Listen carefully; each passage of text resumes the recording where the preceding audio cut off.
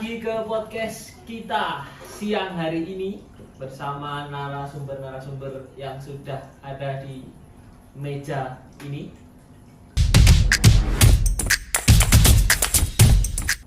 Jadi topik kita hari ini, siang ini, itu kita akan membahas tentang sumber daya alam yang ada di Indonesia. Yang pertama itu kan, Indonesia itu kan kaya dengan sumber daya ya. Banyak kali sumber daya di Indonesia yang dapat dimanfaatkan, dapat dibudidayakan, tapi juga banyak oknum-oknum yang tanpa memikirkan keselamatan masyarakat kecil dan ekosistem alam yang sampai dirusak untuk memanfaatkan sumber daya alam tersebut. Contoh misal kemarin seperti yang ada di Sumatera, sampai terjadi banjir hebat seperti itu. Dan masih banyak lagi kasus-kasus yang ada di Indonesia. Nanti bisa dilihat sendiri. Yang pertama saya ingin tanyakan dari narasumber-narasumber saya di sini itu, Indonesia ini sebenarnya seberapa kaya sih? Indonesia ini, boleh dari narasumber kita yang wanita ini. Indonesia itu memang sebenarnya kaya raya ya dalam sumber dayanya. Karena apa? Karena Indonesia itu diapit dari dua benua dan dia dilewati oleh garis khatulistiwa. Itu yang menyebabkan Indonesia kaya akan mineral dan tambang. Yang seperti ada di Papua, itu ada tambang emas yang besar. Kemudian di Kalimantan dan Sumatera ada tambang batu bara. Kemudian di Sulawesi ya, dia itu penghasil nikel terbesar sedunia. Jadi 42% itu dia masuk nikel ya, ya. Banyak. Jadi memang sekaya itu ternyata. Tetapi sayang sekali kalau untuk masalah pengelolaan sumber daya kita masih kekurangan dari segi sumber daya manusia ya.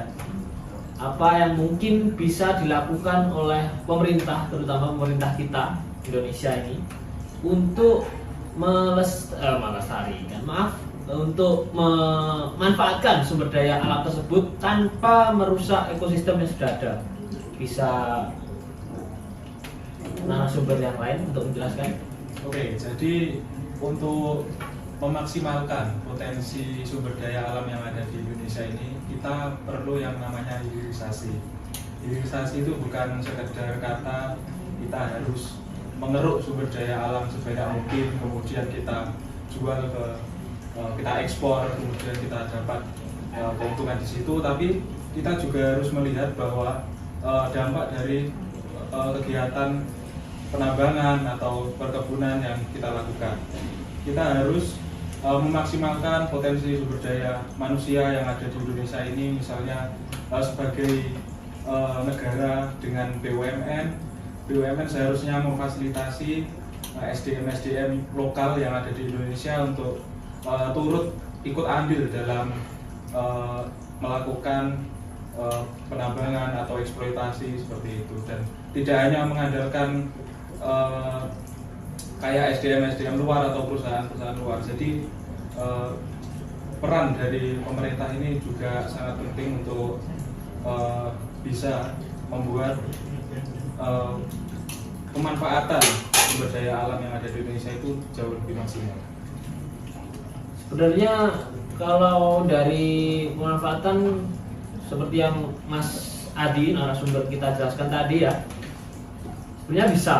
Tapi apakah bisa? Menurut narasumber kita Mbak Alma tadi kan bilang kalau Indonesia itu penghasil nikel ya? Iya, penghasil nikel nomor satu terbesar. Apakah bisa seperti negara seperti Indonesia ini menjadi negara seperti Cina misalnya, yang sudah negara maju? Kita kan ini masih negara berkembang ya? Apakah bisa untuk menuju seperti negara itu? Kayaknya sih dulu. kalau kita lihat dari Indonesia sekarang ini, penghasilan terbesar negara Indonesia itu tambah dari pajaknya. Jadi pemerintah lebih banyak menghasilkan uang untuk negara itu dari pajak yang memajaki masyarakatnya sendiri.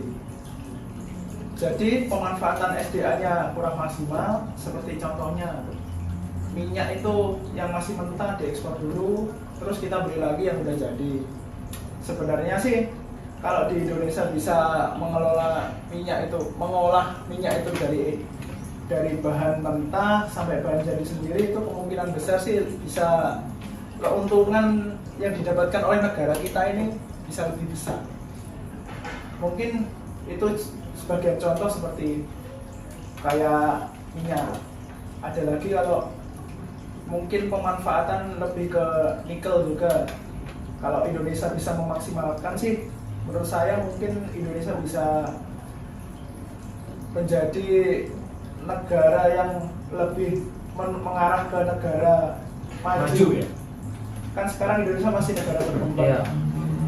Jadi Kalau sekarang saya rasa untuk Indonesia mengarah seperti Cina negara maju itu masih agak sulit sih. Iya, dan untuk Cina itu kenapa dia bisa maju? Karena dia ada yang namanya industri. Dia itu adalah pemasok atau supply chain dari produk-produk yang ada di seluruh dunia, di mana mereka itu mengintegrasikan industri itu secara efisien dibanding dengan memanfaatkan sumber daya alam yang mereka miliki. Jadi sumber daya alam yang kita miliki di Indonesia ini sebaiknya tidak dihabiskan dalam waktu yang singkat, tapi dijadikan sebuah batu loncatan untuk menjadikan negara Indonesia ini dari negara pertambangan atau perkebunan menjadi negara industrialisasi. Karena kunci negara maju saat ini itu adalah di industrialisasi. Kita sungguh-sungguh ingin menjadi negara maju. Saudara-saudara sekalian, kita juga bertekad meningkatkan lapangan pekerjaan untuk bangsa Indonesia. Kita juga akan memimpin industrialisasi bangsa Indonesia. Dalam 2-3 tahun ini kita akan membangkitkan seluruh industri kita. Kita sungguh-sungguh ingin menjadi negara maju di mana seluruh rakyat Indonesia menikmati kemajuan dan kehidupan yang layak. Kita akan bangun jutaan rumah murah untuk seluruh rakyat kita yang membutuhkannya. Jadi kalau dibilang Indonesia ini seperti yang statement Mas Satria tadi berikan, kalau bisa memaksimalkan pengelolaan nikel, minyak, seperti kita minyak kan masih diekspor dulu, minyak mentah diekspor terus baru kita beli lagi dari Singapura ya. Itu kan berarti bisa dibilang kita kekurangan sumber daya manusia. Apakah bisa dibilang seperti itu? Sebenarnya sih kalau sumber daya manusia di Indonesia itu sebenarnya nggak kekurangan orang yang pandai lah. Kita tahu ya? Sebenarnya banyak orang yang pandai. Tetapi kalau menurut saya itu kurang support dari pemerintah. Maksudnya bagaimana sih pemerintah bisa menggalang talenta-talenta berbakat, anak-anak muda? Itu banyak. Kalau kita sih dari sisi mahasiswa teknik ya, banyak ya yang kita lihat mahasiswa itu udah punya talenta, bisa membuat mesin-mesin sendiri, bisa program sendiri. Sebenarnya itu harus diberdayakan dan disupport oleh pemerintah. Tapi kita lihat sekarang kalau menurut saya sih kurangnya support pemerintah untuk pemberdayaan talenta-talenta muda ini. Sebenarnya kalau SDM-nya itu kita nggak kekurangan kalau menurut saya. Ya, untuk selain dari SDM tadi, kita juga mengalami masalah di sistem pemerintahan sendiri, yaitu ribetnya soal birokrasi di Indonesia, soal masalah perizinan. Contoh saja ketika waktu itu Indonesia sudah sempat untuk mengawali bahkan sebelum Tesla, yaitu yang namanya mobil selo, mobil listrik. Waktu zamannya Pak Danis. Tahun berapa ya? Sekitar 2012. Itu pemerintahan Susilo Bambang Yudhoyono, Presiden. Nanti bisa dilihat sendiri ya, berita nanti bisa dicantumin. Ya, itu sampai tidak lolos Padahal kan mobil listrik ya. Iya, alasannya itu. Alasannya Iya. uji emisi. Padahal Karena mobil tidak listrik kan lolos uji emisi. Tidak lolos uji Sangat emisi. Padahal tidak masuk akal. mobil Sangat listrik tidak itu masuk akal. tidak mengeluarkan emisi. Iya, mobil listrik kan tidak mengeluarkan emisi. Betul. Kenapa kok bisa sampai kejadian itu? Ya karena Apa ada mungkin pihak karena yang- pihak-pihak yang merasa tersaingi? betul. Ada yang merasa dirugikan. Ada yang merasa dirugikan, ada yang merasa potensi bisnisnya ke depannya itu bisa terganggu. Itu Apakah juga inisial P? Wah, Kalau soal minyak ini akhir-akhir ini ada kasus mafia minyak BBM di Indonesia. Ya. Itu jadi orang ini menjadi maklar minyak. Siapa? Menjadi Rizal Khalid ya? Rizal Khalid ya? bisa dibilang seperti itu. betul sekali. Jadi orang ini yang mengambil persenan lebih banyak dari kegiatan ekspor impor minyak bumi Indonesia BBM itu, sehingga harga BBM yang seharusnya itu murah menjadi lebih mahal karena kita harus mengekspor BBM ke Singapura lalu dibeli lagi dengan harga yang mahal. Ya. Seharusnya kita itu harus membuat kilang minyak pengolahan. Selama ini kan di berita sering kita lihat setiap kali Pertamina, maaf ya perusahaan BUMN ini ya, perusahaan BUMN satu ini kalau membuat kilang minyak selalu terbakar. Terbakar. Nah, Banyak sekali, nanti bisa dilihat sendiri beritanya, kita cantumin ya. Banyak sekali kilang Pertamina itu yang terbakar. Entah apa maksudnya, tujuannya kita juga nggak tahu. atau mau diasuransiin kah atau gimana itu? Bisa jadi. Atau menghilangkan barang bukti ya. Atau menghilangkan barang, bisa jadi. Jadi ya sebenarnya dari segi SDM seperti yang dibilang Mas Satria tadi, kita itu ya mumpuni. Nggak Banyak sekali orang kompeten di negara kita ini. Cuman sayang sekali mungkin yang duduk di kursi-kursi penguasa sekarang mungkin sedikit agak tidak bisa dipercaya. Mungkin masih mau Indonesia ekspor terus-terusan sampai 10-30 tahun ke depan, entah gimana. Yang bisa aja Indonesia malah nggak segera jadi negara yang maju. Jadi kalau yang saya pertanyakan, andaikan kita sekarang ini kan calon pemimpin di masa depan, kita bisa aja salah satu dari kita atau kita semua ini duduk di kursi yang sekarang ada di tempat di para penguasa itu. Gimana sih cara, terutama kita tanya dulu ke Mas Satria, untuk memanfaatkan sebaik mungkin sumber daya alam SDM yang ada di Indonesia kita, sama ketergantungan kita, mengurangi ketergantungan kita dengan negara asing, misal kayak Singapura. Kita kan masih kirim minyak bumi mentah, minyak mentah ke Singapura untuk dikelola. Lalu kita beli lagi dengan harga mahal. Gimana sih caranya kita supaya bisa mengurangi seperti itulah ketergantungan? Seperti yang presiden kita sampaikan, Pak Prabowo kan pernah kasih statement, nanti bisa dilihat sendiri. Kita selama lagi geopolitik tidak stabil ini, kita Indonesia berdiri di kaki tangan sendiri. Kayak Pak Prabowo kan juga pernah memberi statement seperti Indonesia swasembada pangan, kita nggak mau ketergantungan. Bahkan rakyat Indonesia sendiri kalau dibilang hebat ya pasti hebat. Bahkan rumput, makanan apapun yang ada di depan rumah itu bisa dimasak, bisa dimakan. Jadi apa sih bagi Mas Satria sendiri dulu sebelum yang lain ya, Ya. gimana sih cara itu tadi? Ya, kalau menurut saya ya, kan saya lebih ke bidang teknik ya. Kalau sebagai anak teknik, kalau untuk pemberdayaan SDM biar lebih maksimal itu, seumpama lebih ke spesifik saja. Seumpama dari mulai di bangku sekolah ya, bangku sekolah awal itu langsung saja. Maksudnya seumpama anak ini minat di bidang teknik itu dari awal itu udah dicecer aja, langsung fokus belajar bidang teknik gitu. Seumpama anak ini bidangnya bidang seni ya langsung di bidang seni. Yang dipelajari itu langsung bidang seni, nggak usah mempelajari hal-hal yang lain yang harus kita kesetaraan dalam belajar itu. Ya. Jadi bisa lebih fokus. Jadi nanti kalau anak-anak di usia udah 20 tahun itu udah bisa menciptakan hasil karyanya sendiri, bisa mempunyai karya sendiri, hasil buatan anak bangsa, dan bisa diterapkan langsung di masyarakat. Itu contoh yang paling terkecil sih. Untuk SDM-nya, pemanfaatan SDM-nya ya? Ya, itu pembangunan SDM dari Pembangunan awal. SDM dari awal. Ya, untuk selanjutnya untuk seumpama kita kepingin mengolah minyak itu. Jadi di awal pemerintah harusnya ada suatu badan yang bisa memberikan wadah bagi anak-anak yang kepingin atau mempunyai kemampuan buat membuat mesin itu riset. Maksudnya risetnya itu seumpama dari kita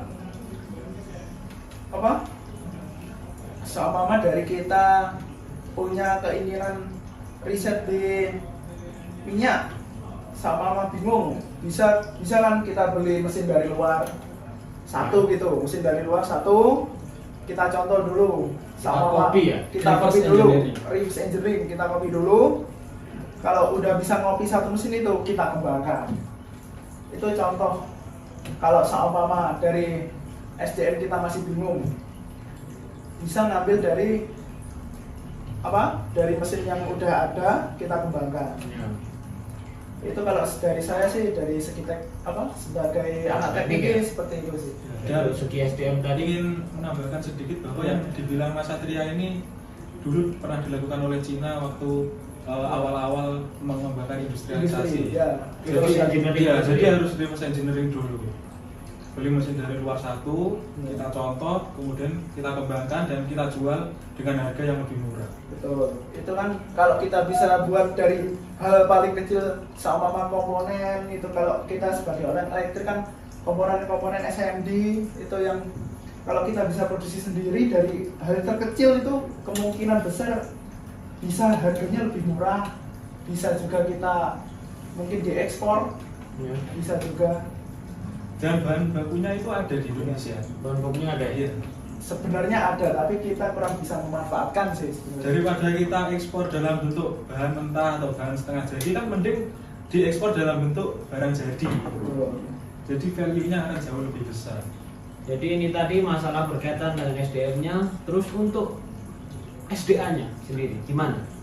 Untuk kita yang akan jadi pemimpin Indonesia 10 tahun ke depan lah, untuk pemanfaatan SDA-nya seperti apa yang harus kita terapkan untuk menghindari kerusakan alam, terutama seperti yang terjadi di Sumatera. Nanti bisa dilihat Sumatera gara-gara pembabatan habis hutan untuk lahan sawit itu kan sampai menimbulkan bencana alam, bisa dibilang bencana alam yang disengaja. Banjir, masyarakat rugi banyak, rumah banyak, korban jiwa. Bagaimana sih cara dari Mas Adi, Mbak Alma, dan Mas Iqbal sendiri untuk sebagai calon pemimpin di masa depan untuk mengantisipasi hal seperti itu? Kalau menurut saya sih ya, pemerintah itu harus merekonstruksi UU penanaman modal asingnya.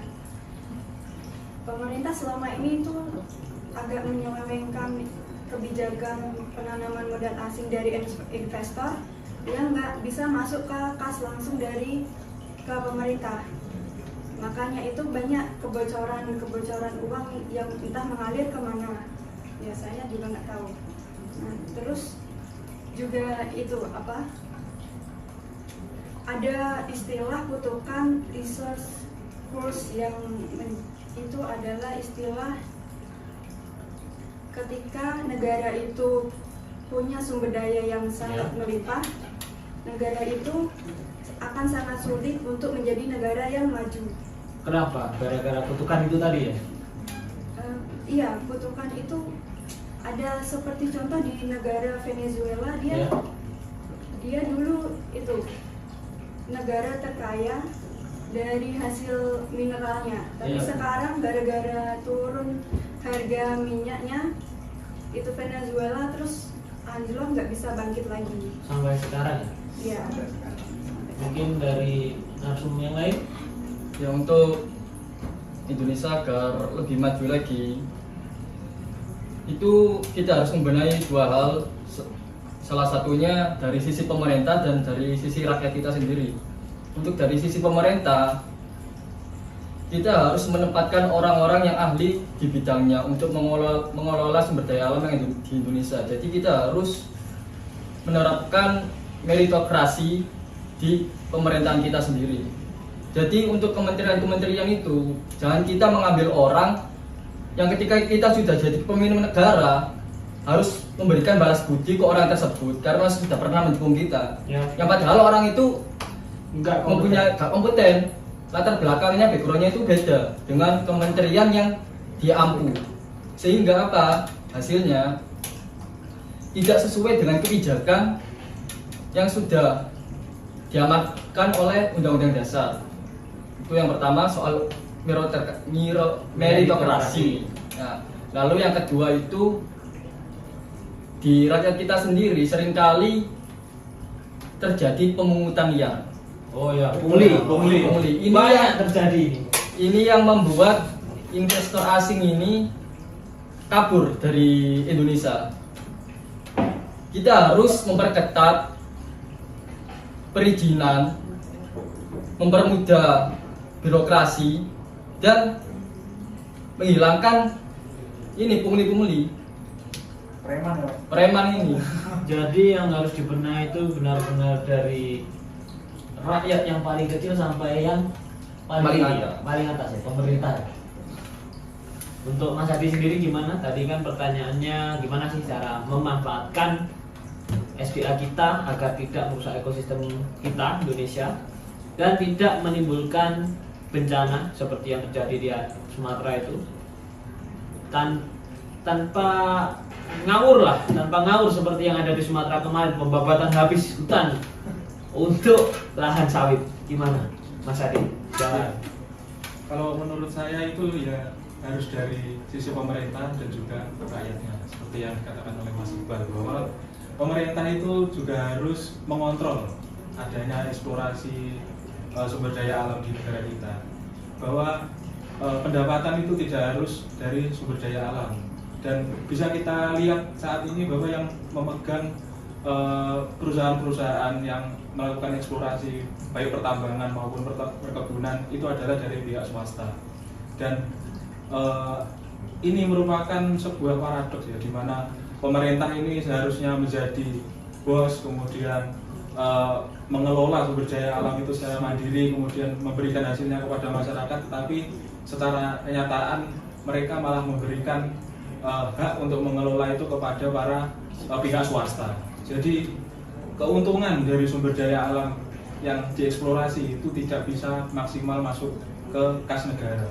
Seperti halnya batu bara itu yang masuk hanya royalti, kemudian untuk sawit itu juga sama. Cuma royalti juga. Ya, royalti saja ya. Ya. Dan ini mendorong kita perlunya meritokrasi, kemudian kemandirian dalam pengelolaan sumber daya alam, di mana negara ini harus berperan penuh dalam mengelola sumber daya alam dan setidaknya membatasi pihak-pihak swasta, terutama para rente-rente itu yang mengeruk sumber daya alam dan tidak membayar pajak ke negara itu sangat banyak sekali. Bahkan izin pertambangan ilegal itu beberapa waktu kebelakang ini banyak terkuat. Jadi sistemnya ini harus dibenahi. Jadi kalau dari statement Mas Adi yang tentang tambang-tambang kok bisa sampai ilegal, pastinya kan dari negara ada yang memberikan akses ya Mas? Iya betul. Kemungkinan besar ya. Soalnya kan mungkin daerah-daerah sensitif yang ada mineralnya kan mungkin ada yang jaga ya pasti. Ya. Dari pemerintah pastinya ada yang jaga. Kalau dari pemerintah tidak memberikan akses, kemungkinan besar kan tidak mungkin dieksploitasi secara ilegal. Ya, kenapa pemerintah kita akhir-akhir ini, ya mulai dulu kan ya, itu jor-joran eksploitasi sumber daya alam, karena tidak mempunyai political will. Apa itu political will? Keinginan di politiknya untuk merubah sistem. Ya betul. Jadi pemerintah hanya mempunyai dua opsi saja, menaikkan pajak atau memperkeruh sumber daya alam secara jor-joran. Waduh. Karena kalau kita bisa niru negara lain, itu kita bisa saja menaikkan pajak di 100 orang terkaya di Indonesia. Jadi tidak bisa memperberat kondisi ekonomi dari rakyat kecil. Ya, terutama di kalangan bawah, Ya, di sektor formal maupun informal. dari 100 orang terkaya Indonesia saja sudah berapa ratus triliun itu. Itu kalau terdeteksi semua. Iya, Ya, itu harus mendeteksi semua. Ya, saya kira sudah cukup jelas ya. Terima kasih untuk para narasumber kita siang ini. Terima kasih ya. Terima kasih jawaban yang sudah jelas. Oke. Sangat mengedukasi sekali siang ini. Terima kasih. Saya kira sekian aja. Kita doakan negara kita ini menjadi negara yang maju, terutama untuk pemerintah kita ini yang mungkin sekarang masih sedikit nakal. Semoga jadi baik ke depannya. Amin. Amin. Amin. Saya kira di segini aja podcast kita siang ini. Terima kasih.